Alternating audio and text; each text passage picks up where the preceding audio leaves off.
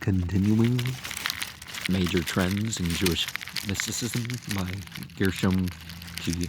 Scholem. The Zohar 1. The book and its author. It is clear that when an author writes a number of homilies on one and the same verse, he is able to express entirely different thoughts without abandoning the unity of his fundamental conception, a fact which explains such minor contradictions as are to be found in the more doctrinal and theoretical passages. To some questions he has propounded different solutions, but these do not belong to different layers, are deliberately introduced into the same complex of discursive tales, and sometimes even into the same discourse. What then is the special peculiarity of the Zohar on its theoretical side? It must be admitted that, as a matter of fact, the existence of a personal note is more apparent in the author's style than in the substance of his thought. The chief doctrines he puts forward are essentially the consummation of the development of Kabbalistic thought during the first 3 quarters of the 13th century of the Common Era. The point to be noted, however, is that he does not indiscriminately adopt the whole of this spiritual legacy.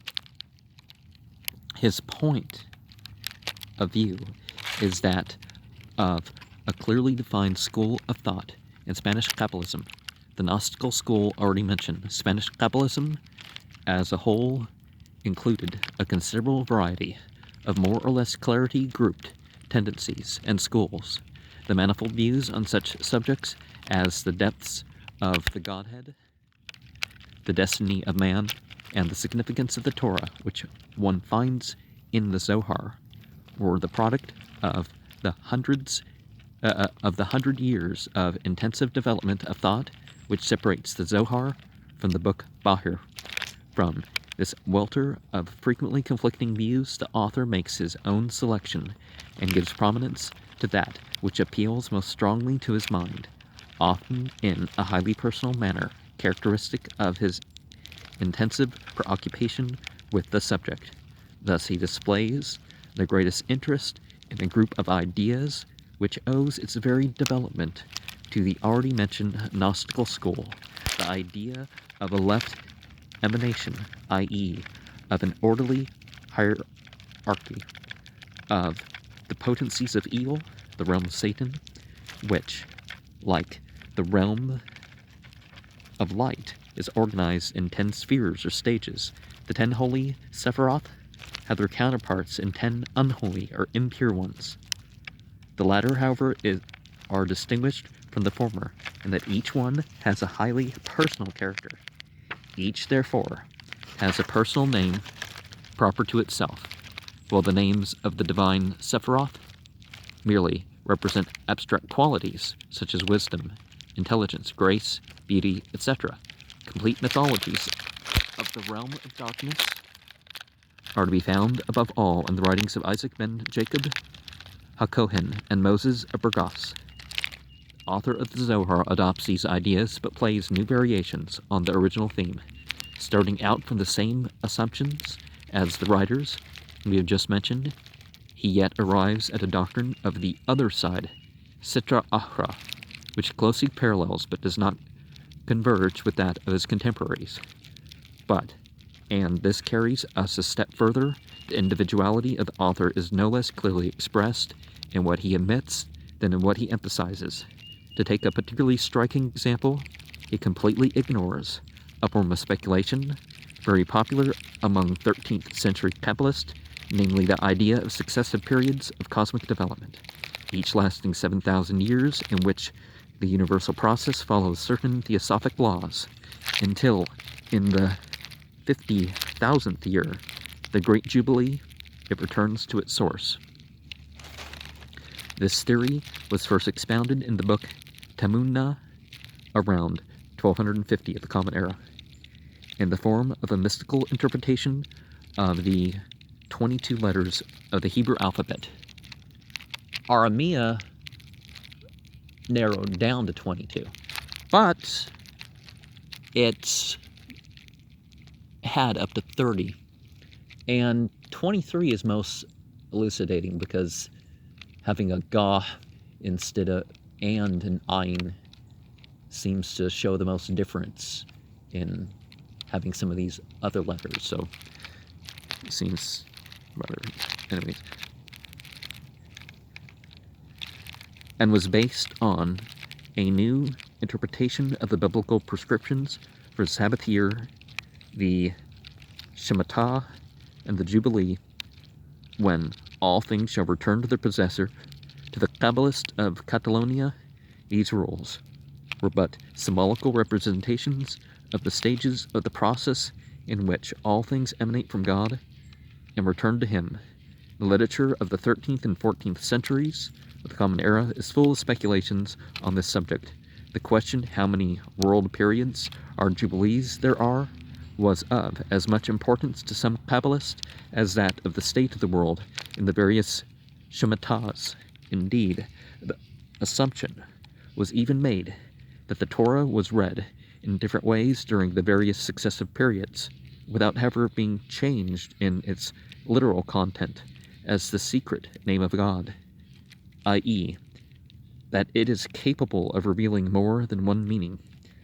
The current period, according to the book Temunah, is that of stern judgment, i.e., that which is dominated by the Sephirah, the divine quality of rigor, and to which there are accordingly commandments and prohibitions, pure and impure things, holy and profane matters, in accordance with the present reading of the Torah.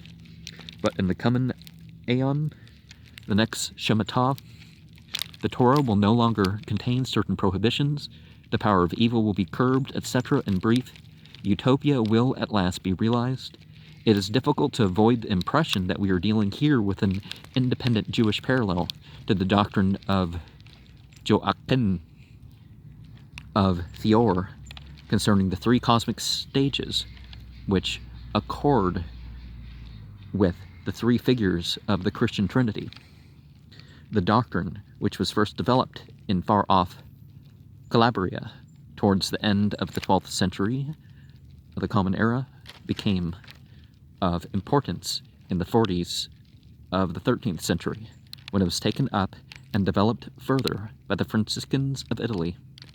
By a curious coincidence, the doctrine of the Shemitahs was codified in Gerona about the same time. Of a direct historical connection between the two, there is no proof, and the idea carries little probability. Moreover, the Shemitahs concern not only the process of our present cosmos, like the three world periods of the Father, the Son, and the Holy Spirit in the writings of Joachim, but its past and future as well. Nevertheless, it remains a remarkable fact that in both doctrines, the various manifestations of the divine, the Trinity, and the Sephiroth appear as successive principles, each of a particular cosmic unit, an ion. It is clear that in the eschatological perspective, this doctrine opened up a vast number of new vistas. The probable meaning of the messianic time, the transformation of all things before the rebirth of the world in the new Shemitah, the continuity of the soul in this process of change, and other questions which the followers of this doctrine inevitably appeared in a new light. Now the remarkable fact is that our author, for all his lively interest in the eschatological fate of the soul, appears to have strongly disapproved of this doctrine which I have just outlined. In the whole of this great work, there is not a single mention to be found of the Shemitahs. Well, Shemitahim, probably, in this pregnant sense of the term, although he too refers to the passage of 50,000 years before the Great Jubilee. It is as though he was repelled by something in this doctrine, perhaps its latent antinomianism, which is perceptible behind the utopian expectation of a change in the commandments and prohibitions of the Torah during the coming Shemitahs. A good example of this antinomian tendency is to be found in the doctrine expounded by a writer of this school, which postulates the existence of a 23rd letter of the Hebrew alphabet, indivisible in our present ion, but to be resuscitated in the next. A theory which, of course, implies a complete change in the traditional attitude towards the Torah. Notions of this kind are as foreign to the author of the genuine Zohar as they are dear to the heart of the writer who has produced the Reya Mahemna. The latter is full of references to the two trees, the tree of knowledge, of good and evil, which dominates our world age, and the tree of life, which is to preside over the coming messianic Ion. The difference between these two cosmic forces is vividly described, and it is obvious that the writer is greatly fascinated by the idea of the coming liberation from the yoke of commandments and prohibitions. Nothing of the sort is to be found in the genuine Zohar. Nor is a very pointed social criticism in an apocalyptic vein typical of the Zohar, whereas it is an outstanding feature of the Reya Mahemna, whose burning hate of the oppressive groups in contemporary Jewish society is unmistakable. He speaks not so much as a reformer as does the author of the Zohar, but rather as an apocalyptical revolutionary who is confined by circumstances to solitary dreams of the great upheaval that is to precede the mystical utopia. In the same way, we find in the Zohar little or no mention of various Kabbalistic doctrines with which the author must certainly have been familiar. He selects from the wealth of material which is proper and adequate for his own purpose and ignores what he cannot use. It seems, for example, that the author of the Zohar disliked for some reason or other the catalogs of inventories of demonic and angelic beings which abound in the writings of the Spanish Kabbalists, in whose circle he moved. He replaced them by fanciful beings of his own creation. Having now asserted proof of the essential unity of the bulk of the Zohar and the somewhat later date of writing of the subsidiary part, a few words must be said about the literary and ideological character of the Reya Mahemna and the Tikkunim. Their literary merit requires little comment. It is poor indeed and far inferior to that of the Zohar compared with the latter. These writings are as much distinguished by the poverty of their style as by their excessive fondness for verbal association. It frequently happens that instead of the systematic development of a train of thought characteristic of the Zohar, we find nothing but a confused meandering from one association to the next. Secondly, as regards the doctrines put forward in the Reya Mahemna and the Tikkunim, it suffices to say that they are as closely alike as they are sharply different in important respects from those of the Zohar, although their author was evidently intent on making his writings a continuation of the latter. The author of the Zohar proper, as we shall have occasion to see, inclines towards pantheism, while the Kabbalah outlined in the Reya Mahemna is strictly theistic. Well, pantheism is very theistic, right? But this talk about Godhead implies that there's a, kind of says that there's something else being worshipped. If there isn't something else other than God being worshipped, then referring to Godhead doesn't quite make sense like that. It should be avoided because of that association, if that's the case. But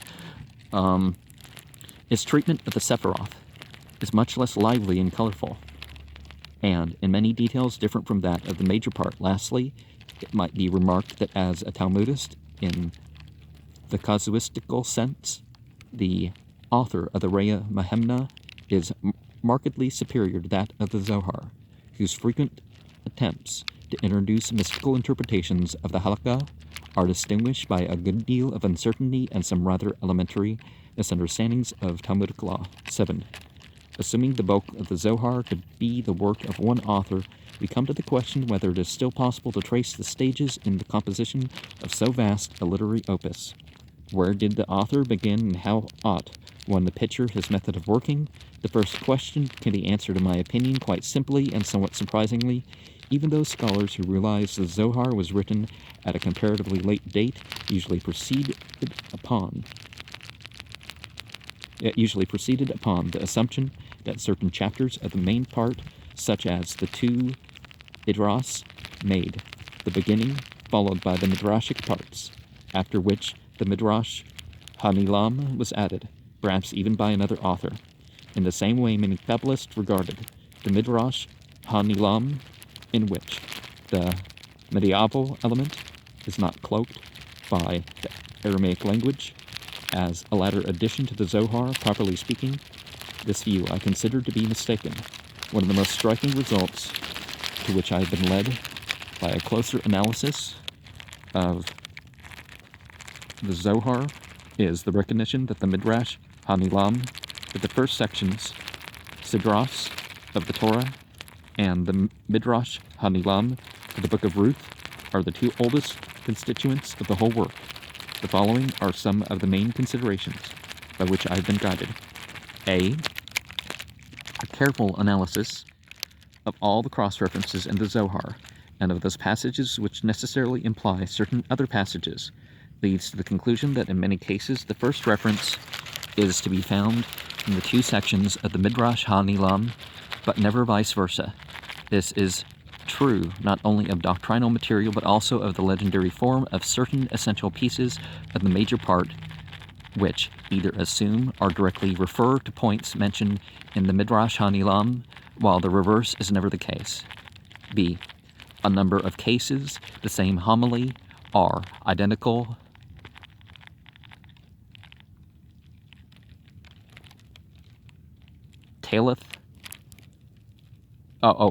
identical tale, the identity being that of the motif appears both in the Midrash Hanilam and in other parts of the genuine Zohar. Now they had a dash, so I thought they were continuing the word.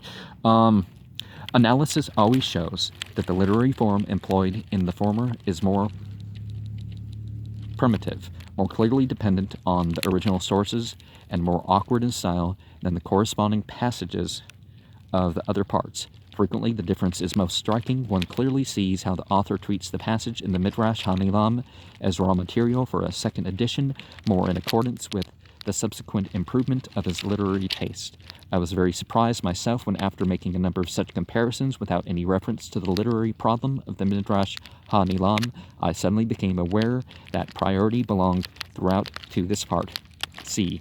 Only in the Midrash Hanilam is it still possible to find some uncertainty regarding the group of personalities whom the author meant to place in the center of his imaginative construction, while in the other parts the stage is dominated by Simeon ben Yochai and his disciples. The Midrash Hanilam shows the author wavering between three different solutions: one, to do without a hero and follow the tradition of the genuine Midrash, ranging together the largest possible number of dicta purporting to represent the true views of a large number of authorities throughout the Talmudic period; two, to build up the legendary scenery from the Mishnaic teacher Eliezer ben Hyrcanus. In this, the author was undoubtedly influenced by a favorite piece of mystical literature, the Midrash Pirkei Rabbi Eliezer, which had already done the same, as well as by the fact that this teacher was already mentioned as a mystical authority by the Merkabah mystics. Three, to center the tale on Simeon ben Yochai, whose historical personality was not ill-fitted for that purpose, but who is nowhere mentioned as a mystical authority, if one accepts two early medieval apocalypses in which he figures as the hero. Throughout the large parts of the Midrash Hanilam, Simon ben Yochai and his circle play no part at all. Apparently the author finally decided in his favor only when he was already busy writing the book. He did not, however, sacrifice Eliezer ben Hyrcanus altogether. In a minor writing, apparently thrown off during a pause in working on the Zohar, he develops the legend of Eliezer and makes him voice certain ideas which he puts forward simultaneously in the Zohar. The fact that the Testament of Rabbi Eliezer, the title of this little Hebrew book, which went into many editions, really belongs to the Zohar literature, has never so far been recognized, and various mistaken theories have been advanced concerning its origin. D. In the Midrash Hanilam, the author is still endeavoring to find for his thought a place within the framework of the old Merkabah mysticism. The other parts no longer show any trace of this tendency. In the Midrash Hanilam, too, his literary method is more dependent on the genuine, older Midrashic literature than in the latter parts. The title also shows that the writer's purpose was to create a mystical Midrash as distinct from the purely Aggadic one.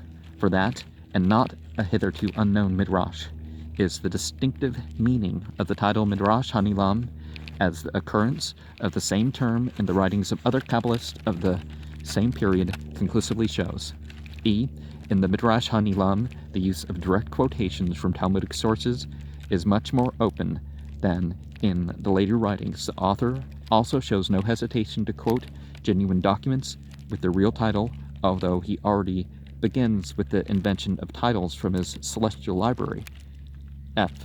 The doctrinal differences which exist in several important points between the Midrash Hanilam and other parts are psychologically explicable only on the assumption that the simpler conception of the Midrash preceded the more complicated one of the text, which I have come to regard as having been written later.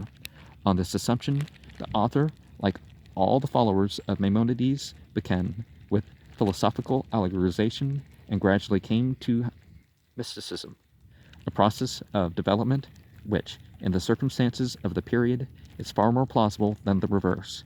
In the beginning, he was closer to philosophy and further away from Kabbalism. In the course of time, he was progressively drawn more deeply into the realm of mystical thought, and the philosophic elements of his doctrine were either regulated to the background or given a mystical twist. The philosophizer became a theosophist. In the Midrash Hanilam, the doctrine of the Sephiroth is very far from being his main subject, a position occupied by all kinds of allegorical homilies on cosmological, psychological, and eschatological subjects. His psychological ideas here and in the latter parts show a definite development without, however, necessitating the assumption that they reflect the influence of more than one mind. In the Midrash Hanilam, the psychological theories current in the Middle Ages, and more particularly a blend of those of Maimonides and the Neoplatonists, are put forward as the author's own opinion, but their mystical coloring is already apparent. In the main part, this progress towards a purely mystical psychology, which can be traced in close detail, is already in a much more advanced stage. G. The author's Hebrew, which in the Midrash Hanilam still alternates with Aramaic, is unquestionably that of the late Middle Ages. At the same time, it is still possible to distinguish quite clearly in a number of cases which Hebrew phrases were formerly employed in the place of the latter and artificial Aramaic ones. As against these considerations, there is not a single one which argues conclusively in favor of placing the main part before the Midrash Hanilam in some of its chapters, e.g., in the Sitra Torah, one still notices something like a wavering in the direction of the Midrash Hanilam. In some tales, we make acquaintance of figures which are to be found only there. Generally speaking, however, the character of the picture has changed. Above all, the author's literary ability and his power of expression have considerably improved. It is evident that he has, in the meantime, had moments of inspiration, but also that he has made much progress in the technique of writing. Instead of brief tales and discursions, one finds elaborate and often well-constructed compositions. One has the impression that he wrote the latter parts of the Midrash Hanilam simultaneously with the main part, minus A, minus Q of our list. Oh, A and Q for the list. Okay. As though he was occasionally tempted to continue for a while in the old direction. But here again, one finds reference to the latter work only in 2 or 3 places, and it may well be that these passages too were on the whole written before he turned to the main part. out of the 22 parts listed, I guess. In any case, he broke off his work on the Midrash HaNilam when he had come to the middle of Genesis. To the other books of the Torah, he wrote only a few commentaries, particularly the beginning to Exodus. Instead of continuing with this work, he appears to have concentrated on the various parts of the real Zohar, which were probably completed in 5 or 6 years of intensive productivity. In latter years, he may have made a few additions, including probably the beginnings of an anonymous explanation of the commandments called Pekudah, a piece which is still written on the true style and language of the real Zohar, which seems to have furnished the author of the Reya Mahemna with a stimulus for his own book. At any rate, he uses these rather fragmentary beginnings as a starting point, and then develops the argument in his own manner.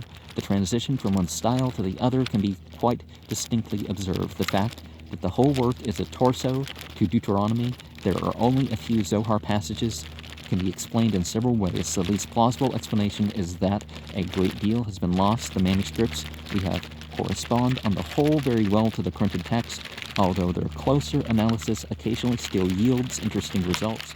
Thus, for example, one finds that the author has made 2 versions of a very important part of the Midrash HaNilam, of which the older is extant only in a 14th century manuscript now in Cambridge, while most of the manuscripts and all the printed editions have made use only of the other. Similarly, the quotations found in the writers before 1350 of the Common Era showed that they had knowledge of only very few texts of the genuine Zohar, which are no longer traceable. Thus, while it is certain that some minor passages have been lost in the course of time, there is nothing to show that the work was ever completed in a formal sense. Rather, does it seem probable that the author at some point felt that he had done enough and turned his attention to a new subject? At any rate, that seems to me a more plausible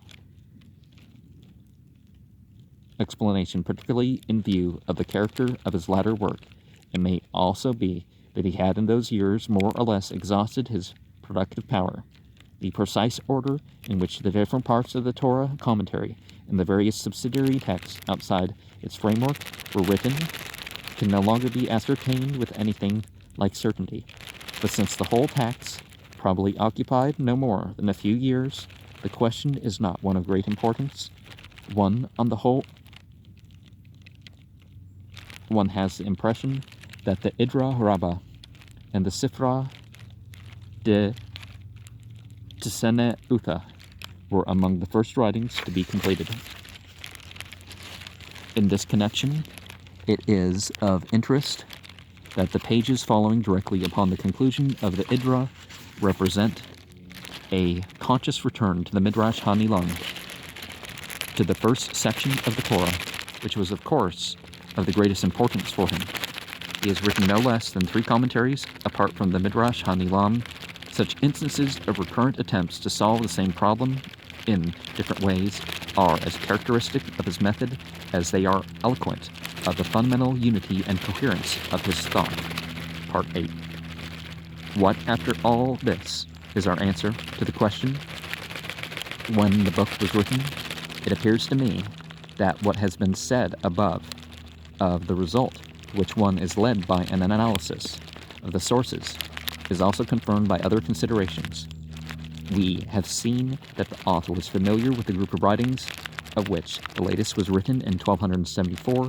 This gives us a definite terminus post quem, the significance of which is enhanced by the general character of the allusions made both in the Midrash HaNilam and in other chapters to contemporary events and institutions.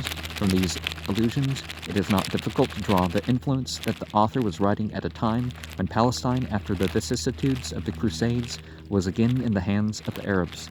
There is no lack of polemical references to Christianity and Islam, nor of remarks alluding to the moral atmosphere of Jewry, which harmonize with what we know of the conditions around 1280.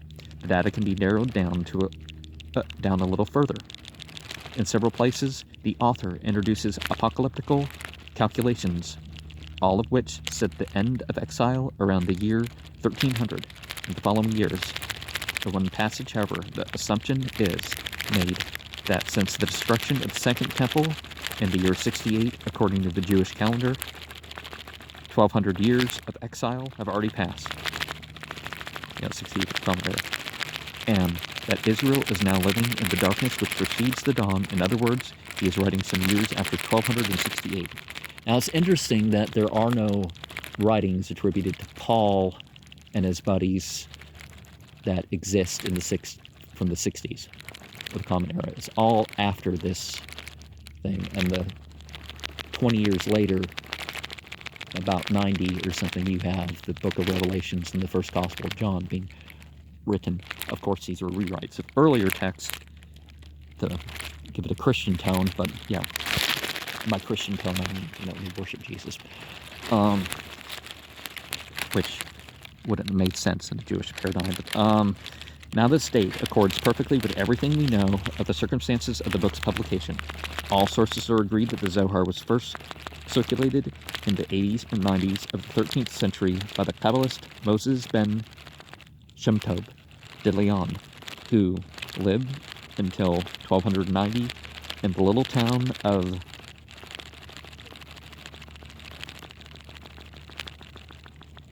Guadalajara in the heart of Castile.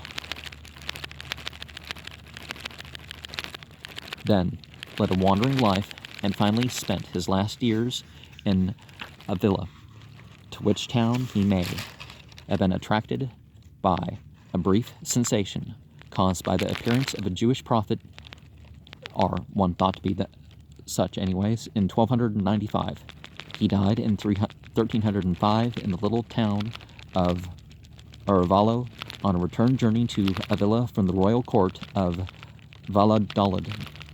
Apart from this brief data on his life, we know that Moses de Leon published under his own name a considerable number of Hebrew writings, most of which have been preserved, although only 2 have been printed. We also know that he was in close touch with the family of Tadros Abulathia, whom we have met as a member of the Gnostical school of Kabbalism. In other words, he belonged to the circle of a man who occupied a very high position in the Jewish community of Castile between 1270 and 1280.